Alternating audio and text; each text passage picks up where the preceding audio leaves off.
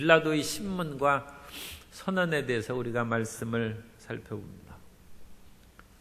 예수님께서 체포돼서 대제사장인 안나스, 그 해의 대제사장은 가야바인데, 가야바의 장인으로 그 당시 모든 제사장들 가운데 가장 연장자고 옷사람인 안나스의 집으로 예수님을 이제 모시고 가서 이제 데리고 가서 거기에서 신문을 했습니다. 그러나 예수님께서 억지로 죄를 만드는 그런 신문을 허락하지 아니하시고 어찌하여 내게 묻느냐. 그것은 고발하면 증인들의 증언에 의해서 유대인들은 재판하게 되어 있습니다. 그러니까 본인에게 말을 들으면 사람들은 다 자기 자신에 대해서 유리한 말을 하기 마련이죠. 그렇기 때문에 그 신문이 잘못됐다. 어쨌든 이 안나스는 일종의 사내들인을 연 것 같습니다. 그래서 유대인의 지도자들을 모아서 예수님에 대한 그런 처형을 논의하고, 또 그런 신문의 내용이 요한복음과 다른 복음서하고 약간의 차이가 있어서 그 과정에서 대제사장은 예수님을 이제 죽이기로 작정하고, 예수님이 내가 인자가 하늘로부터 내려오는 것을 볼 것이다 할 때 옷을 찢으면서 이제 내가 참남한 말을 들었다, 신성모독죄로 사형하도록 이제 결정하는 것이 나와 있습니다. 그런데 요한복음은 일단 그런 것을 언급하지 아니하고 로마 법에 의해서 사형을 집행하기를 원했기 때문에 빌라도가 있는 그런 총독 관저로 데려갔습니다. 이 관정이라는 것은 재판장이라고도 하고 또 로마 진영의 본부가 있는 곳을 말한 것입니다. 그래서 그 관정으로 데려갔는데 28절에 보면 새벽이라 그들은 더럽힘을 받지 아니하고, 그런데 이 새벽이라고 했어요. 그래서 새벽 같으면 우리가 생각하기로는 빌라도가 로마 시대 우리 영화 같은 데 보면 밤늦게까지 그렇게 주연을 열고 그런 장면들이 나오고 그러지 않습니까? 그래서 우리는 로마 사람들이 상당히 게으르거나 타락한 사람으로 생각하는데 그렇지 않습니다. 세계에 타락한 사람들이 어찌 제국을 건설합니까? 있을 수 없습니다. 로마 사람들은 얼마나 부지런하고 정직하고 검소했는지, 그야말로 아주 거친 음식을 먹으면서도 용감했고 굉장히 정직한 민족이었다고 합니다. 그런데 로마 제국의 그 모든 것을 건설한 후에 그들도 타락한 것이죠. 타락하고 또 수없이 싸우던 사람이 갑자기 싸움을 멈추면 이제 정복할 곳이 없어요. 그럼 그 속에서 항상 피가 끓어오르니까 일부러 사람 붙잡아다가 죽이는 원형 경기장의 그런 비극이 이제 나타나요.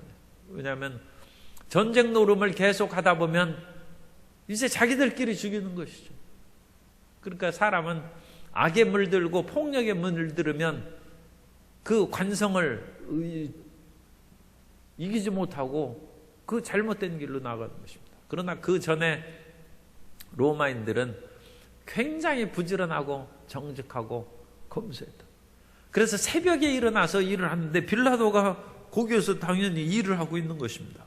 그래서 29절에 밖으로 나가 그들에게 말하되, 그래서 그 로마인들의 그런 문헌을 보면 그 설윈 파이트라는 그 사람이 쓰기로 베스파시안 황제는 새벽 동트기 전에 업무를 시작하였고, 플리니 장로는 업무를 해지기 서너 시경에 마쳤어. 그러니까 어둠이 가시기 전에 일을 시작했다가 오후 서너 시 되면 일을 끝나는, 더 이상 할 일이 없죠. 새벽부터. 그러니까 우리만 새벽 기도하는 것이 아니라 우리는 새벽을 끼우고 영적 전쟁에서 지금 싸움을 시작했으니까 오늘도 승리의 역사가 나타날 줄 믿습니다. 근데 건전한 로마인들이 황제부터 새벽에 일어나서 일을 합니다. 그럼 빌라도도 당연히 새벽에 일어나서 일찍 출근해서 업무를 보는 것입니다.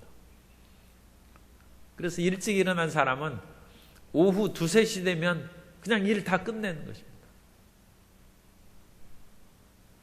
하루에 일정한 그 일을 해야 되는 그런 사람들도 새벽부터 일하면 오후 몇 시 되면 일을 그 하루에 할 일이 다 끝나죠.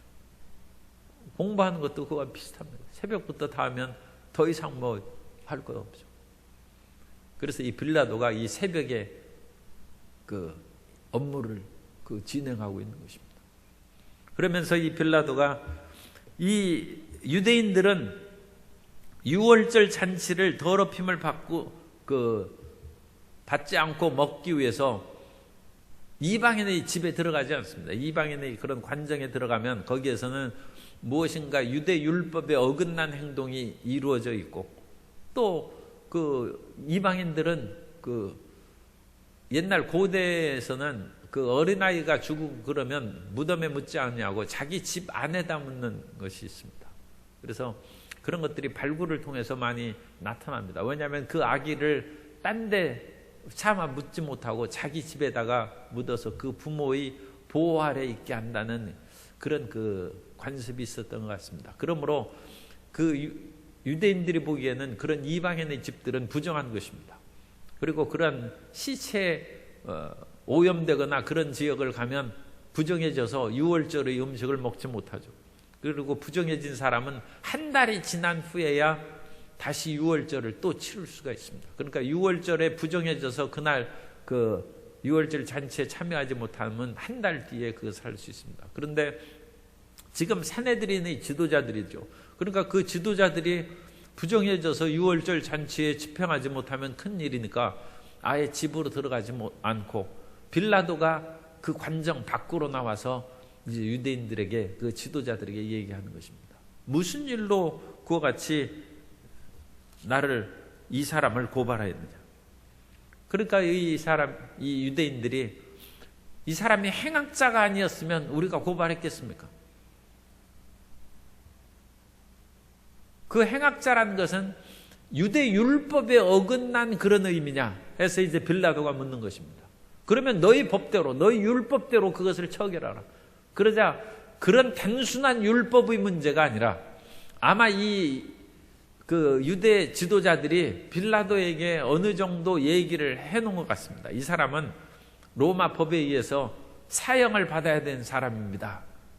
갑자기 뭐 새벽에 와서 빌라도에게 무턱대고 예수님을 죄인이라고 그렇게 끌고 왔겠습니까? 그러니까 사전에 이제 한 사람을 고발해서 잡아오는데 이러이러한 사유로 이 사람을 지금 고발하는 것입니다. 그런 사전 보고가 있었겠죠. 그런데 빌라도가 일종의 그 각본대로 지금 그 재판을 안 하는 것입니다. 너희 법대로 하라는 것입니다. 빌라도가 예수님에 대해서 어느 정도 사건을, 그런 사태도 다른 루트를 통해서도 정보를 얻고 파악하고 있었던 것으로도 생각할 수 있어요. 그래서 율법의 문제는 율법대로 다루라. 그래서 예수님이 빌라도가 호락호락하게 유대인들의 요청에 따르지 않는 거예요. 그러자 유대인 그 지도자들이 화를 내면서 우리가 이 사람이 죄 없는데 어찌 끌고 왔겠느냐. 그리고 당신 법에 의해서 사형을 언도해야 되는데 우리는 사형시킬 권한이 없다. 그러므로 이것은 총독의 권한이니까 살인자를 로마 법에 의해서 십자가에 매달아 죽이는 그런 사형을 하기를 이제 여기에서 원하는 것입니다. 유대인들에게 있어서도 율법의 어긋남으로 돌로 쳐서 죽이는 것이 있습니다. 그것은 이제 돌로 쳐서 죽이고 이 사람들은 율법적으로 극악무도하기 때문에 죽였다 하는 그것은 여러 증인들이 있죠. 군중들이 있어야 되고. 그러니까 그것은 나중에 허락을 받을 수도 있습니다. 그런데 그런 식으로 예수님을 돌에 맞아서 죽게 하면 그것은 자칫하면 수많은 선지자들이 돌에 맞아 죽었어요. 그러면 예수님을 선지자로 인정하는 것이고 순교자로 만드는 것입니다. 그러니까 유대 관원들은 예수님을 순교자 또는 선지자로 그와 같이 죽게 하기를 원치 않고 로마 법에 의해서 불법을 행한 자로 죽게 하기를 원했다는 거예요. 그러므로 굳이 그 빌라도에게 예수님을 끌고 와서 사형언도를 내려달라는 것은 이 예수님은 무법한 자요, 또 죄를 지은 불법한 자라는 것을 그 당시 로마 법에 의해서 드러내기를 원했다는 것입니다. 그러므로 이 빌라도가 유대 지도자들이 이런 그 내용을 듣고 다시 그 안으로 들어갔어요. 안으로 들어가서 예수님을 불러 33절입니다. 예수를 불러 이르되 내가 유대인의 왕이냐. 여기서 내가라는 그 2인칭 지시대명사가 그 성경 원어에 기록되어 있습니다. 수라는 단어인데, 원래 그 우리가 이제 영어라든지 이런 그 서양 언어는 동사 자체에 주어가 이미 들어가 있기 때문에 우리말에는 동사에 그 우리 주어를 모르죠. 갔느냐 하면 내가 간 것인지 당신이 간 것인지 우리말에는 모르죠. 그런데 영어 성경에서는, 영어에서는 또 헬라어에서는 이 동사 안에 주어가 담겨 있습니다. 그래서 내가 왕이냐 물을 때도 이미 너라는 그런 그 동사 의미가 들어있어요. 그런데 여기에서는 분명히 너라는 수라는 단어를 다시 쓴 것은 빌라도가 유대인의 지도자들에게 그가 왕이라고 한다. 그건 이제 반역죄죠. 로마 황제에게 그 반역을 모반을 꾀하는 것이니까 그 말을 듣고 가서 놀라움에서 내가 정말 유대인의 왕이냐 하는 그 말을 하는 것입니다. 그래서 여기에서 빌라도의 그 놀람을 확인할 수 있다. 일반적인 데서는 이 수라는 그 지시대명사를 쓸 필요가 없습니다. 그리고 안 쓴 것이 이제 많이 나오는데 여기에서 특별히 이렇게 언급된 것은 빌라도가 놀랐어요. 그래서 내가 유대인의 왕이냐. 그러자 예수님께서 곧바로 대답하지 아니하고 이것은 당신 말이냐 유대인들의 지도자들에게 들은 말이냐 그걸 묻자 빌라도가 내가 유대인이냐 내가 어찌 그런 내 생각으로 그것을 말하겠느냐 나는 너에 대해서 알지 못한다 그런 뜻입니다. 그러면서 이제 들은 것을 얘기하되 예수님께서 이제 놀라운 말씀을 하십니다. 36절에 보면 내 나라는 이 세상에 속한 것이 아니니라. 만일 내 나라가 이 세상에 속한 것이었더라면 내 종들이 싸워 나로 유대인들에게 넘겨지지 않게 하였으리라. 우리가 이 세상 나라에서 권력 다툼을 하면 우리에게는 군대가 있죠. 그러므로 우리를 붙잡아 가려는 사람이 있으면 싸워야죠. 서로 대적해서 싸워야죠. 그러므로 예수님의 나라가 이 세상 나라에 속한 것이었다면 예수님의 추종자들이 그 제자들이 잡혀오게 놔두겠습니까? 로마 군병들과 대제사장들이 하속들이 붙잡아 왔을 때 싸웠겠죠. 베드로는 잠시 착각해서 그야말로 말고의 귀를 쳐가지고 그것을 베었는데 그렇게 싸워가지고 예수님을 붙잡아가지 못했을 것입니다. 그러나 예수님께서는 내 나라는 이 세상 나라가 아니기 때문에 그런 식으로 내 나라를 건설하고 내 나라를 보호하지 않는다. 내 나라는 하늘로부터 온 나라라는 것입니다. 예수님께서 가져온 나라는 천국인 것입니다.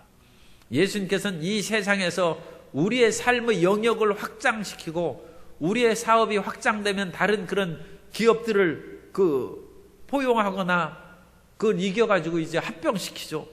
예수님의 나라는 그게 아닙니다. 세상 나라가 있는 것 속으로 뚫고 들어가는 4차원의 나라입니다.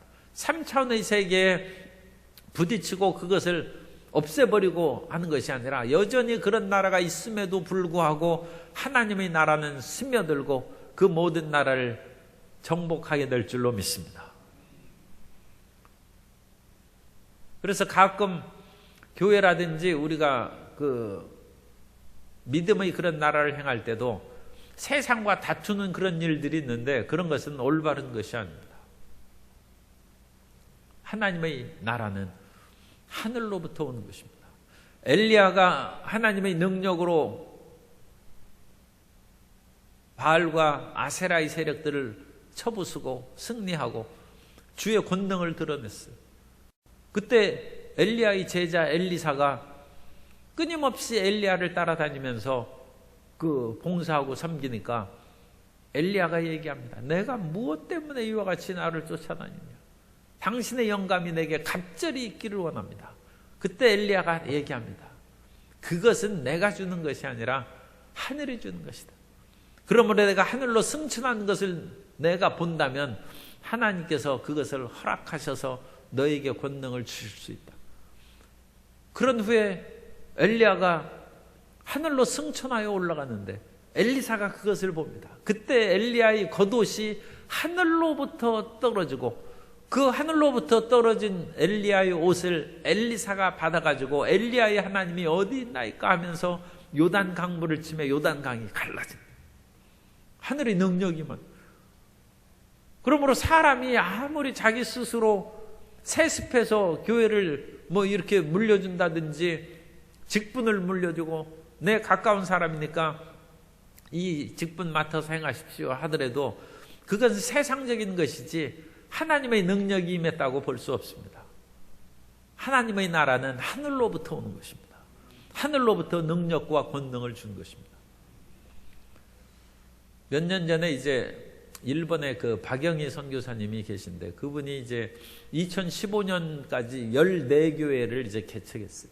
그런데 그분이 어느 날 기도하면서 일본 가서 선교하라 해서 일본에 가서 이제 선교를 시작했는데 일본 지역에서는 이제 정말로 선교하기도 쉽지 않고 사람도 없고 물질도 참 없습니다.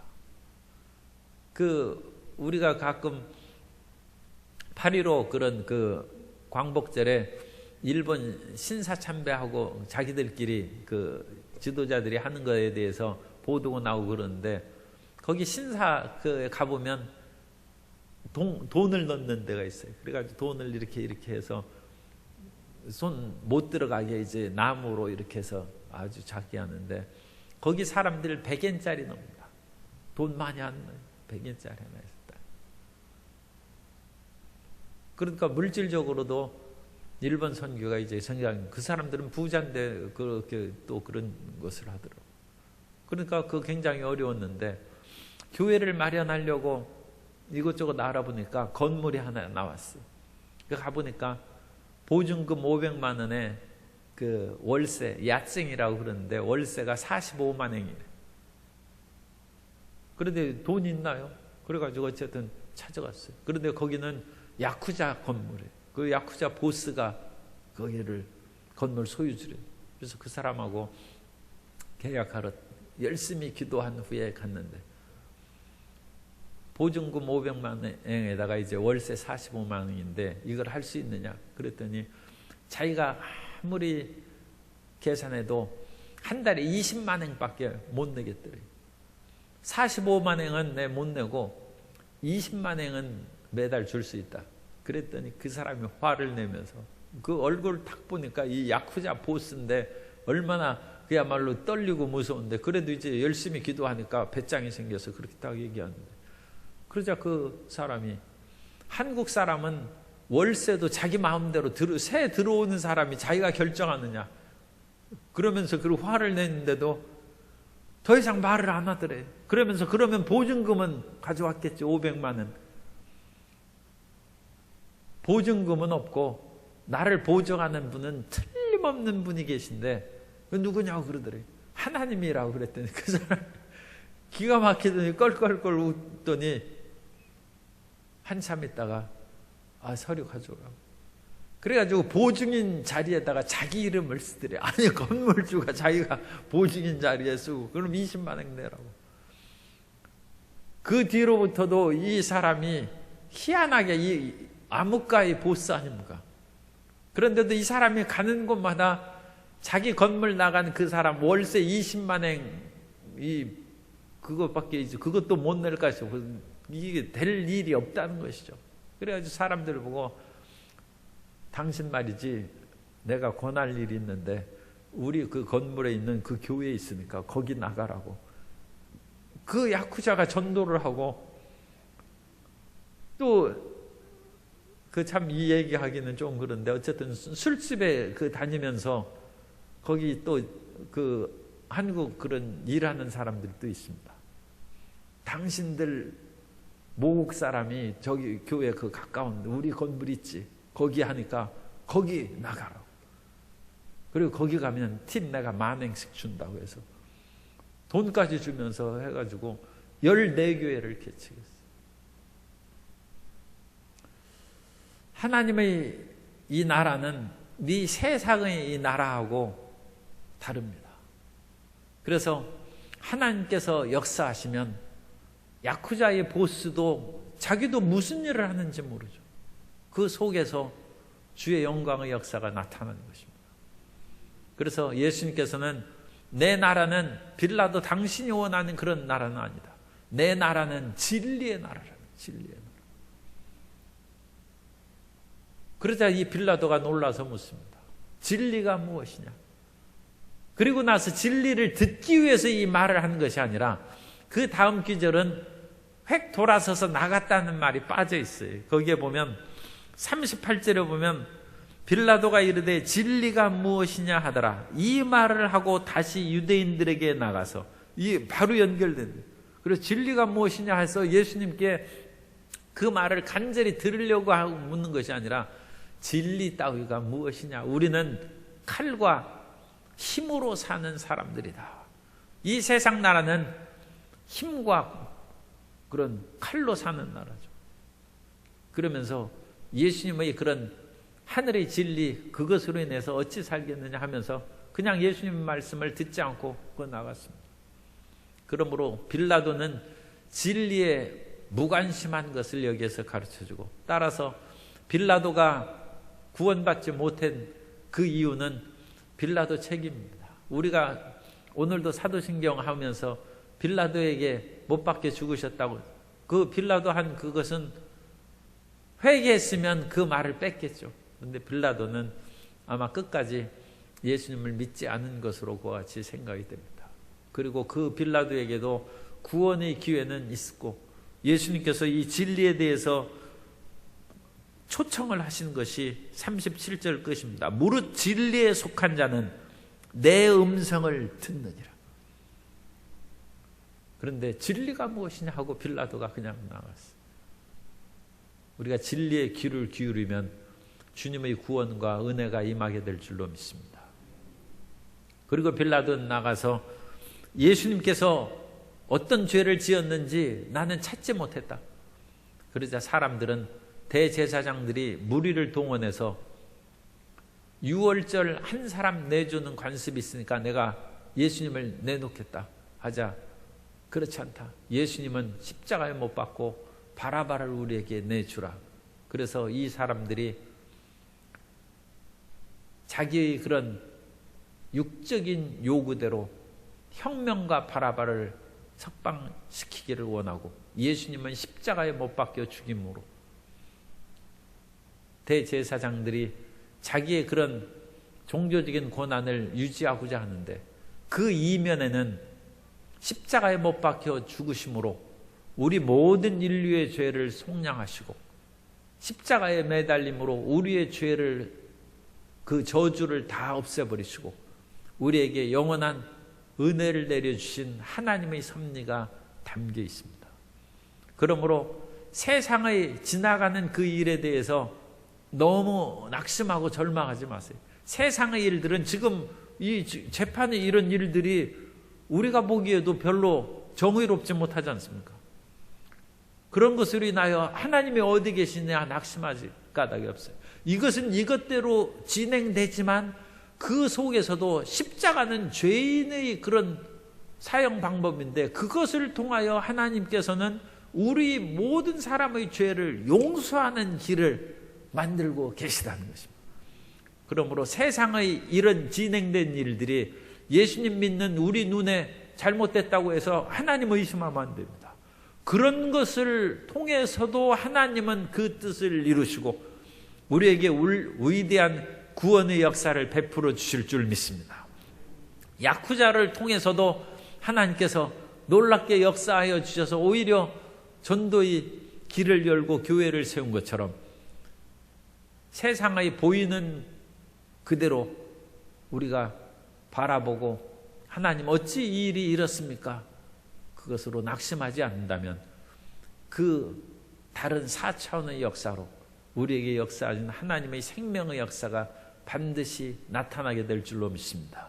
그 두 가지를 잘 분별하고 또 눈에 보이는 것들로만 시험에 든 그런 일이 결코 우리 성도님들에게 없고 보이지 않는 하나님의 세계가 성령으로 말미암아 우리에게 임하고 믿어지는 복된 날이 되시기를 예수님 이름으로 축원합니다.